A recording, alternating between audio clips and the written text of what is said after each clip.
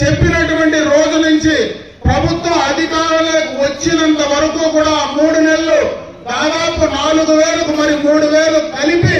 7,000 రూపాయలు ప్రభుత్వం వచ్చిన వెంటనే వేసినటువంటి సందర్భాన్ని ఒక్కసారి గుర్తు చేస్తున్నారు. అదే కాదు, ఈ రోజు ఏదైతే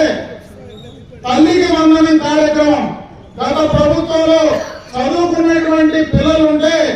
ఆ ఇంట్లో ఒక్కరికే ఆ సౌకర్యం ఉండేది.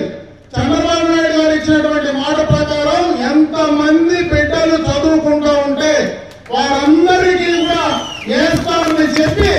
ఈ రోజు మళ్ళా ఇచ్చినటువంటి మాట ప్రకారం ఆ యొక్క కార్యక్రమాన్ని అమలు చేసినటువంటి తీరును కూడా ఒక్కసారి మీ దృష్టికి తెచ్చేటువంటి ప్రయత్నం చేస్తున్నా. అదే కాదు, రేపే ఈ నెలలో జరిగేటువంటి రేపు ఏదైతే రైతులకు సంబంధించినటువంటి కార్యక్రమం ఆనాడు మాట చెప్పాడో, రేపు ఆగస్టు 2వ తేదీన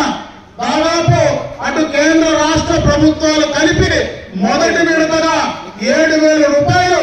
రేపు మీ అకౌంట్ లో వేసేటువంటి కార్యక్రమం రైతుకి ఇచ్చినటువంటి మాటను కూడా నిలబెట్టుకునేటువంటి పరిస్థితి ఉందని చెప్పి సందర్భంగా మీ దృష్టికి తెస్తా ఉన్నా. అదే గతంలో చంద్రబాబు నాయుడు గారు ఏదైతే ఆర్టీసీ బస్సులో ఉచిత ప్రయాణం గురించి ఆ రోజు మాట్లాడారో, ఈ రోజు ఈ దేశంలో మిగతా రాష్ట్రాల్లో కూడా అమలు చేసిన విధంగా కాకుండా ఈ రోజు ఆంధ్ర రాష్ట్రంలో ఈ ఆగస్టు 15వ తేదీ నుంచి రాష్ట్రం మొత్తం కూడా ఇటు కుప్పం నుంచి శ్రీకాకుళం దాకా ఎవరు మరి మహిళల పైన ఉచితంగా ప్రయాణ సౌకర్యం ఈ ఆగస్టు 15 నుంచి దాన్ని కూడా అమలు చేసేటువంటి కార్యక్రమాన్ని ఒక్కసారి మీకు గుర్తు చేస్తాం.